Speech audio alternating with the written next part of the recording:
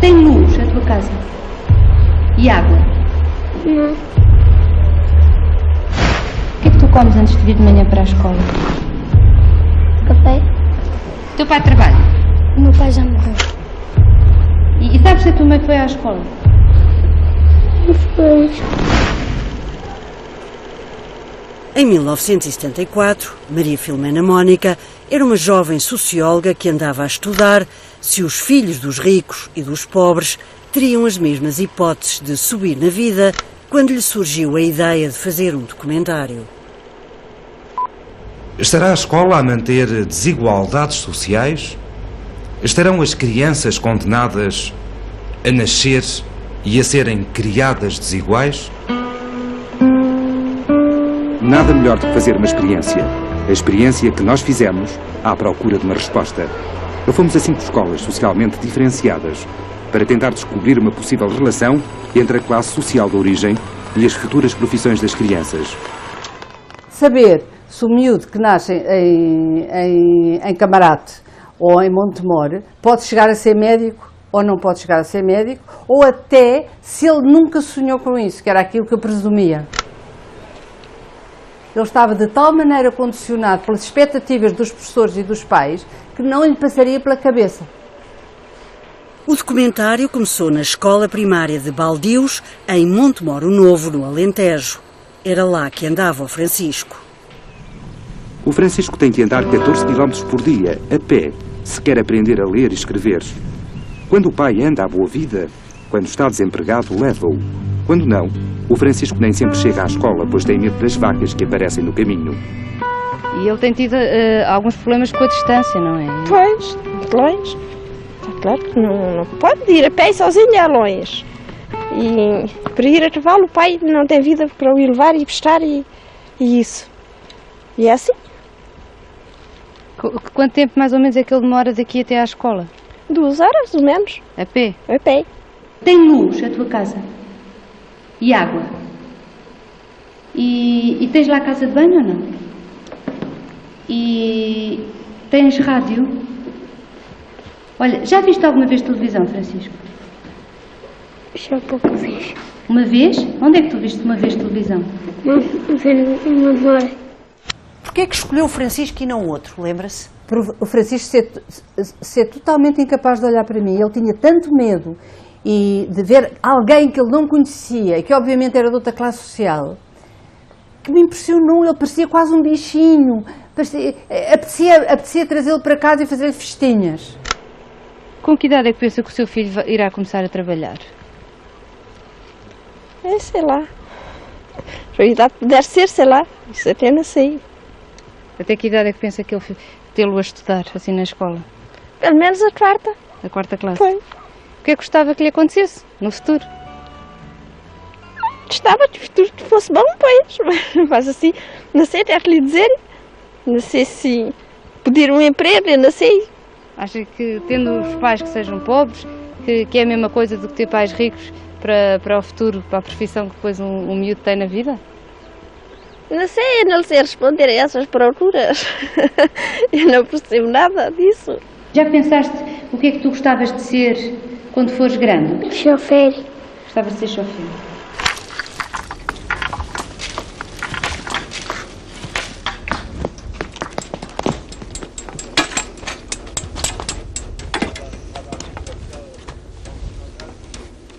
Vinte anos depois, uma reportagem da SIC foi ver o que tinha acontecido ao Francisco. Encontrámo-lo na apanha da pinha. O que é que acha que lhe aconteceu? O que é que ele estará a fazer? Tanto quanto eu me lembro, ele apanhava pinhas, estava lá em cima de um pinheiro. Agora há máquinas, porque um dos fenómenos também pode ser a modernização da própria agricultura, que liberta a mão de obra. Eu diria que ele não estava na agricultura já.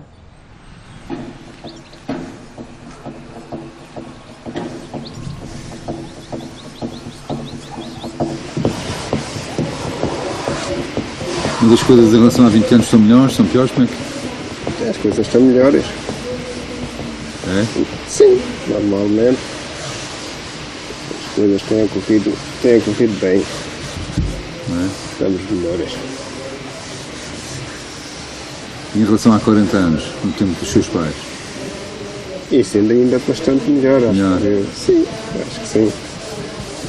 Eles tiveram muito mais dificuldades do que nós temos agora. Apesar disto estar em crise.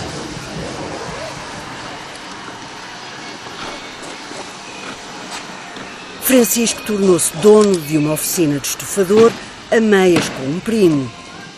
O ofício foi o tio que lhe ensinou. Tem amigos da escola ou da sua terra que estão no desemprego, por exemplo? Sim, alguns. E que faziam o quê? Trabalhavam no campo, grande parte deles. E não têm trabalho? E não têm trabalho. Então acabou por ser uma sorte para si aprender um ofício. Sim, foi bom. Foi bom, tive que fazer por isso, tive que trabalhar muito, mas pronto. Francisco era solteiro e morava com os pais. Agora, aos 50, está casado com a dona de um cabeleireiro e conseguiu comprar casa em Montemor, onde sempre quis viver. E agora qual é o sonho que tem para os próximos 20? Mas já ainda não tenho assim mais nada na manga, como se costuma dizer. A gente daqui a 20 anos vai vê-lo como? Talvez no mesmo sítio, mais velho, com mais 20 anos. E vamos ver como é que será.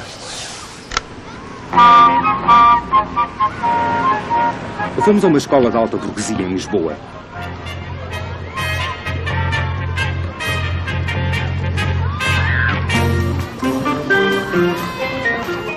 O Liceu Francês, em Lisboa, tinha tudo e mais alguma coisa.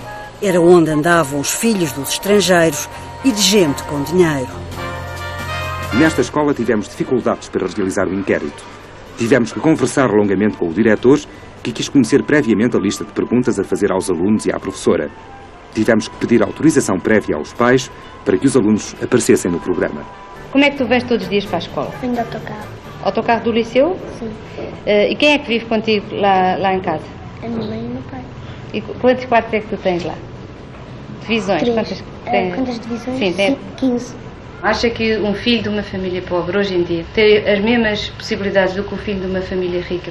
Acha que tem as mesmas possibilidades? Bem, antigamente não teria, não é?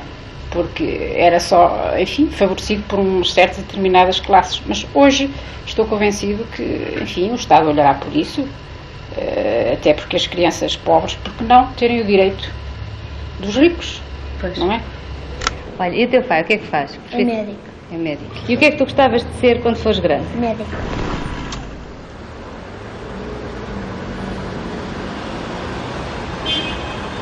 Luís Bernardo tornou-se vendedor de automóveis. Há 20 anos não quis ser entrevistado e desta vez também não. Quando se fala em mobilidade social, pensa sempre que é mobilidade ascendente. Mas há outro fenómeno, e há outro fenómeno que se está a verificar com a crise, que é a mobilidade descendente. Ou seja, alguns filhos ou netos das grandes famílias com apelidos sonantes em Portugal estão a descer. O caso do Luís Bernardo, o facto de não ter ido para médico, prova que não basta ser herdeiro, entre aspas, ou seja, não basta ter uma qualificação do pai para ele próprio vingar na vida. É preciso força e determinação e estudar também. Isso, enfim, valha-nos Deus. Quantos anos é que tu tens? 8. E diz-me em que classe é que tu andas? Na 4. 7. E em que classe é que andas? Primeira. Olha, o teu pai trabalha. O que é que o teu pai faz? Na caveira. Olha, e o teu pai, o que é que faz? É médico. É médico. E a tua mãe? Trabalha em casa. E a tua mãe trabalha? Não. E sabes se a tua mãe foi à escola? Não foi. Não foi? E ela sabe ler ou não?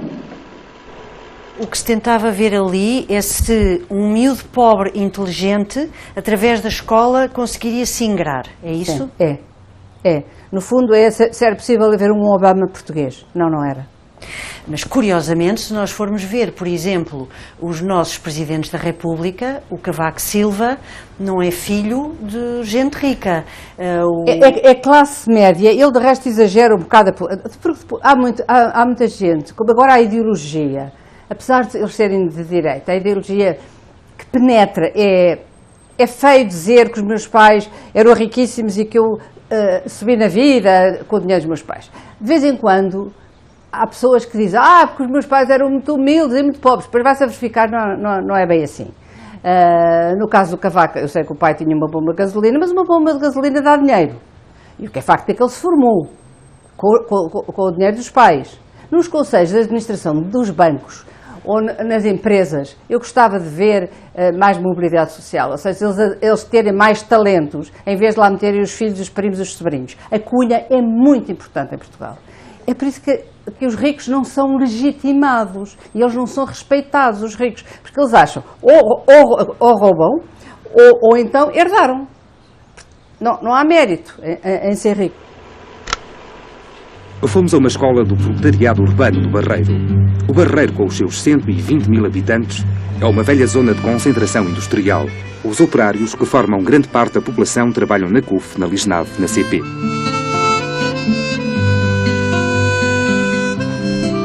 Quantos alunos tem aqui nesta sala de aula pensional? Tenho 28 alunos. 28. Tem menos este ano do que tinha o ano passado? Sim, tenho menos. Quantos alunos? Passado tinha 39, este ano estou com 28. Lembro-me do pátio, da Amoreira, lembro-me do meu professor, lembro-me das discussões de política que tínhamos com 8 anos, depois da Revolução, era muito engraçado. Entre vocês ou com... Sim, entre vocês. Com discussões de política, vamos relativizar, não é? Entre os miúdos, não é? Mas discutia-se política, uns eram do MRPP, outros eram do PCP, outros eram do PPD. Na altura isso com 8 anos, 9 anos? Sim, ninguém sabia exatamente o que era, mas toda a gente era de alguma coisa, como se era do Benfica ou do Sporting, não é? Quantos anos é que tens? 8. O teu pai trabalha? Trabalha. Diz-me lá o que é que ele faz. Ele? Sim. Onde é que ele trabalha? No Lisnave. E sabes o que é que ele faz lá? Ele é chefe. É chefe. E a tua mãe? A minha mãe é dona de casa. Que profissão tem o seu marido? É encarregado da construção naval. E podes-me dizer quanto é que ele ganha? 11 mil e poucos escudos. 11 mil escudos. Tens casa de banho em casa? 2. Tens 2 casas de banho. E tens TV? Tenho 2 também. E pensa que ele vai continuar a estudar para além da 4ª classe? O que é que ele vai fazer depois da 4ª classe? Com certeza irá para o ciclo e depois se verá as possibilidades que há à frente. E que profissão é que tu queres ter quando fores grande? Soldado.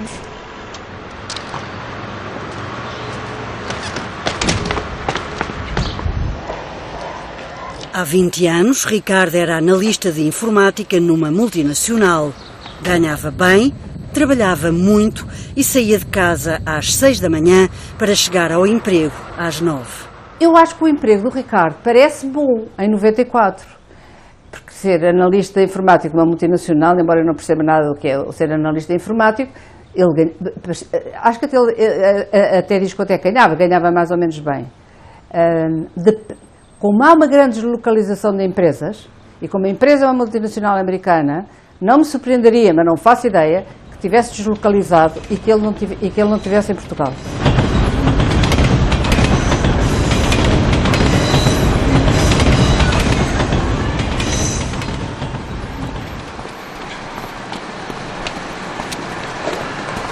Há 8 anos que Ricardo se internacionalizou. Primeiro foi para Barcelona dirigir a informática da Bayer Ibérica. Agora, em Berlim, é coordenador a nível mundial. Eu posso ter que tratar um dia de um problema de um sistema que não funciona em Hong Kong, como no outro dia posso estar a ter uma reunião sobre o que é que vão ser os futuros sistemas na Argentina. E o que é que tinha de aprendizagem formal quando começou a sua profissão? Não tinha. Não tinha. Formal não tinha absolutamente nenhuma. Tinha o 12º ano? Sim, o 12º, um curso de programação. Então, fez uma carreira toda baseada no trabalho? Sim, mas assim é. E o que é que diz aos seus filhos? Sigam o meu exemplo? Não, absolutamente. Eu acho que tive a sorte de ter oportunidades no trabalho, mas isso não é regra geral. Não, há que estudar. A Merkel vive num destes aqui, assim, ou mais para lá, é por aqui. Sim, um apartamento chiquitito. O filho foi visitá-lo num fim de semana em que também foi um casal de amigos espanhóis. O Congresso dos Deputados, que está aí no Prado, não é? As tuas ambições para o futuro são o quê? Vir para aqui, começar a estudar e dentro de poucos anos já ter um cursozinho de chefes de hotelaria, conseguir já estar a trabalhar num restaurante a sério e possivelmente cumprir um grande sonho que tinha com o meu pai, que é abrir o nosso estabelecimento. Por aqui e depois cruzamos lá a ponte ali. Ricardo separou-se da primeira mulher e está prestes a casar com a namorada espanhola. A relação com Portugal é cada vez mais à distância. Eu acho que as pessoas não têm muitas expectativas. Isso realmente é um pouco triste. É uma coisa, por exemplo, que eu também vejo aí uma diferença cultural grande nos países. Não é? Noutros países? Noutros países, sim. Porque a ambição de chegar ao topo nos americanos ou nos ingleses é tremenda, não é? Esse é o objetivo, é chegar o máximo possível. E em Portugal basta com sobreviver. Isso não é uma pena.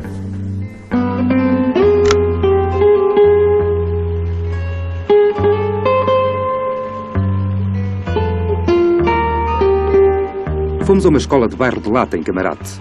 Entre Lisboa e Sacavém fica Camarate. Com as suas construções clandestinas, com os seus bairros de lata, é um exemplo de uma zona suburbana decadente, onde tudo falta. Escolas, hospital, eletricidade, água, esgotos, empregos. Em Camarate, aos problemas juntam-se problemas. Dia a dia, aí chega mais gente fugida dos campos. E continua a haver uma única escola, superlotada e com 3 turnos. Esta escola tem ginásio? Não tem. E cantina? Cantina também não tem. Tem casas de banho? Tem casas de banho. E aquecimento? Aquecimento, temos ali uns fogões, mas não temos lenha. Quantos anos tens? 12. Em que classe é que tu andas? A 4ª. Olha, o teu pai trabalha? Trabalha. O que é que ele faz? Pedreiro. E o teu pai estudou? Senhora. Ele sabe ler ou não? Sabe ler e escrever.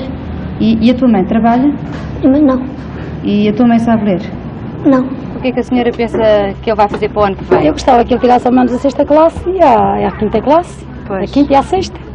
E fazia a 5ª classe e a 6ª e depois ia trabalhar? E depois vai trabalhar. A senhora já pensou o que é que ele poderia fazer ou não? Sei lá, agora o que ele... O que é que gostava que ele tivesse como profissão? Eu gostava que ele fosse serralheiro mecânico ou bate-chapas, uma coisa qualquer. Pois. O que é que gostavas de ser quando fores grande? Serralheiro mecânico. Quando o reencontramos, 20 anos depois, Alexandre era lubrificador de automóveis. E já cá está há muitos anos ou não? Fiz a semana passada 17 anos. E gosta? Sim, senão estava cá.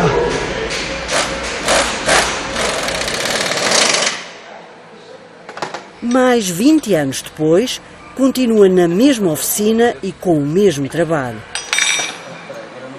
Há 40 anos que o seu pai era pedreiro, na altura ganhava à roda 190 escudos por dia. O Alexandre acha que está melhor ou pior do que o seu pai estava quando tinha a sua idade? Se calhar naquela altura estava-se pior em termos de, sei lá, não havia tanta abundância e agora há mais. Mas em termos, se calhar, de dinheiro, se calhar ganhava-se mais naquela altura que se ganha agora. Este aqui não queres que aperte? Acha que o dinheiro que o seu pai ganhava dava para mais? Ou não? Não, para mais não, que a gente éramos 5 filhos. Mas o Alexandre acha que tem uma melhor vida do que o seu pai teve? Isso agora eu acho que não. Eu tenho melhor vida agora. Os meus pais passaram fome, não é? Estamos perante o exemplo típico de uma família tradicional alargada. Na barraca, dividida em 4 minúsculos cubículos a que mal se pode chamar quartos, vivem 11 familiares.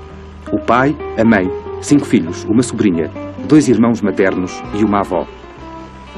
Tens luz? E água? Também não. Depois das aulas, o que é que tu fazes à tarde? Às vezes vou brincar e vou cartar água para a minha mãe. Que brinquedos é que tu tens? Eu brinco com os miúdos. Com os outros miúdos, lá do bairro? Este tipo de pobreza praticamente desapareceu. Como desapareceu do miúdo do Alexandre, o que vivia no bairro da Lata. Ele tinha fome. E é curioso que a mendiga, que foi uma das coisas que me impressionou, a minha patroa, ela era mulher a Dias, dava-me os restos da comida, mas eles não estavam habituados àquela comida, que seria comida mais rica, bifes ou qualquer coisa, eles só queriam era pão e restos de café. Portanto, mesmo no mais elementar, que é a alimentação, se nota a enorme desigualdade e a barreira entre os ricos e os pobres em 74. O que acontece é que agora com a crise, a desigualdade social pode estar a aumentar. Não há dados certos sobre Portugal. Portugal é o país mais desigual da Europa. E era isso que imaginava que aconteceria ao nosso país? Ai não, eu era completamente idealista. Quer dizer, quando eu fiz este filme tinha 30 anos. Eu achava que a revolução nos ia tornar mais iguais, mais livres. Na altura eu pensei que vinha aí o paraíso terreno. Iam desaparecer todas as desigualdades sociais, que íamos construir uma sociedade muito mais justa, muito mais igualitária, em que íamos dar a estes miúdos que eu tinha filmado, não estes, mas se calhar aos filhos dele, muito mais oportunidades, e isso tive uma enorme desilusão. Alexandre continua a morar no mesmo bairro social em Camarate, onde já vivia há 20 anos. Os filhos dele é que, entretanto, fizeram-se à vida. Ambos trabalham? Como é que é a vida deles? Ambos trabalham. A minha filha trabalha na Vodafone e o meu filho trabalha comigo aqui há um ano. Vai fazer um ano que trabalha aqui. Aqui na oficina? Na oficina. Trabalha nas bombas, está nas bombas de gasolina, não há mais trabalho nenhum e houve esta oportunidade, foram-se 3 brasileiros embora, que a gente tinha trabalhar aqui. A garagem é uma história de sucesso profissional. Na altura da Revolução foi comprada por 4 taxistas. Funcionam todos os dias das 7 da manhã à meia-noite e empregam 26 homens, quase todos recrutados no bairro do Alexandre. Só os da família Rocha são 5. É o Armando Rocha, é o Arménio Rocha, é o Ricardo Rocha, que é sobrinho, não são 3, são mais, são 5. É o Delfim Rocha e é o Luís Rocha. Tudo ali daquela zona do bairro de Camarate. Do bairro de Camarate, tudo daquela zona. Fomos a uma escola da pequena burguesia em Odivelas. Odivelas cresce de dia para dia. Tem 70 mil habitantes, quase todos empregados de escritório ou operários altamente especializados. Tem uma pequena parte de construção antiga e o resto são prédios novos, de boa construção e algumas lojas e mercados. Odivelas é uma vila dormitório, com uma vida local pobre. Muitos dos que lá vivem vão de manhã para Lisboa e voltam ao anoitecer. Quantos anos é que tens? 9. Em que classe é que andas? Na 4ª. Importa ser que profissão tem o seu marido? O meu marido é empregado dos telefones de Lisboa a Porto, empregado de escritório, primeiro oficial. E qual é o ordenado dele? O ordenado do meu marido são, me parece, não tenho a certeza, 10 contos, 300 e tal. E que estudos tem ele? O meu marido tem o 5º ano de frequência do 7º. Tens um quarto só para ti, onde tu estudas? Sim. É? E tem água, tem luz? Tem tudo. E televisão tens? Tenho. E rádio? Também. E tens livros em casa, sem Tenho. ser os teus livros escolares? Tenho. Até muitos. E o teu pai também tem? Tem, esse tem uma prateleira cheia. Eu gostava de saber o que é que a senhora pensa que ele para o ano irá fazer. Vamos lá ver o que é que ele vai fazer. Realmente eu gostava de, se pudesse, dar-lhe um curso. Assim ele tem a cabeça e juízo para isso. Vais continuar a estudar depois da 4ª classe? Vais para onde? Vou para o ciclo. Sim. Depois para a faculdade. Então o que é que tu vais ser quando fores grande? Piloto. 1, 2, 3, 1, 2, 3, 4, som de experiência. 1, 2, o som está a chegar bem e a cabine de tradução. Carlos tornou-se técnico de som. Há 20 anos já tinha conseguido comprar o seu apartamento em Odivelas e ambicionava ter um bar. Eu trabalhava 48 horas seguidas por dia. Eu estava 4 meses sem ter uma única folga. Mas porque queria essa vida? Porque precisava? Porque... Não, era uma questão de ambição. Eu cheguei a estar no grupo Alfaçon e a ter o bar. Em simultâneo? Em simultâneo.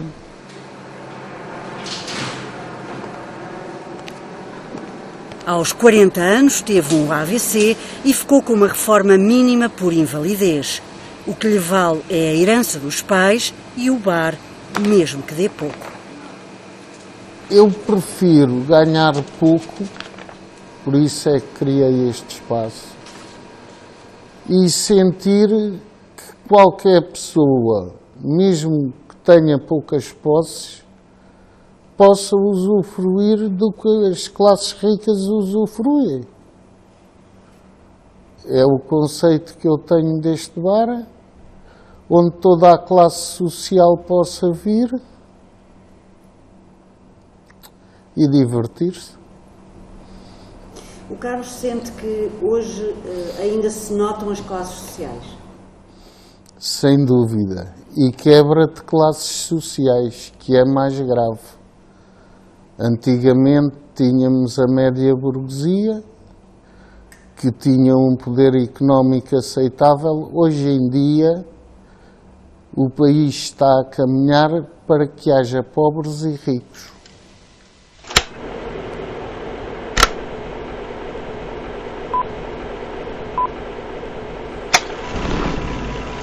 As estatísticas mostram que o país mudou muito nestes 40 anos. Por exemplo, só 48% das casas é que tinham água canalizada e 64% é que tinham luz elétrica. 25% dos portugueses eram analfabetos. Gastavam-se apenas 800 milhões de euros com a educação, agora gastam-se 8 mil milhões. Os licenciados eram 50 mil e agora temos um número impressionante de 1.200.000. Mesmo assim, não há progresso económico. O facto de nós termos muitos licenciados e doutorados é mau para nós? Não, é bom, porque o saber é sempre bom. O que se andou a dizer, e os políticos andaram a dizer, é mentira. O que eles nos disseram foi, se nós fizermos obrigarmos os jovens, obrigarmos não, se nós convidarmos os jovens a doutorar-se, depois o país desenvolve-se. Não é verdade. Não é verdade. Por isso é que as pessoas acham que então não vale a pena ter um canudo, mais vale ter um emprego de fato macaco. Muitos pais dirão isso. Vale sempre a pena ter um canudo. O que não se pode esperar é do canudo que Portugal fique uma sociedade necessariamente mais próspera. O que Portugal precisava, por exemplo, era de grandes investimentos estrangeiros. E que é o que não tem, porque se toda a gente tivesse a investir aqui, criávamos mais emprego, absorvíamos esses doutoramentos todos, os doutorados estão aí todos para o estrangeiro. E ir à escola fez a diferença? Fez certamente. Se eu te tivesse tirado da escola e pusesse como aprendiz na costureira da esquina, tu provavelmente agora em dia não só ganhavas menos dinheiro, como não tinhas 3 filhos, como tinhas casado com o sapateiro lá debaixo da Rua dos Remédios e sentias-te, quem sabe, sentias-te mais feliz ou menos feliz. A felicidade é um conceito muito relativo e que uma pessoa não é feliz. Há momentos de felicidade.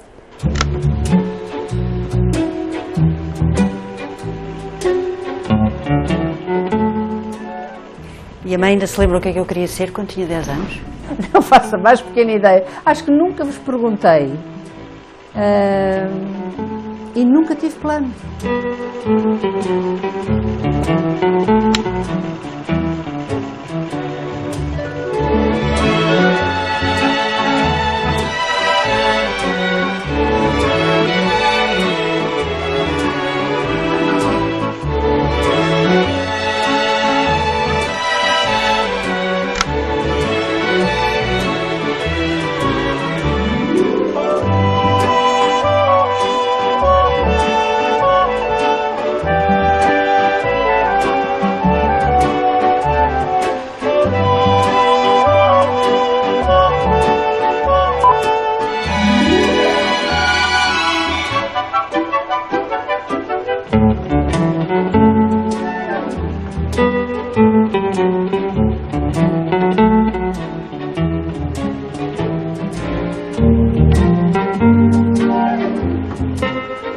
Música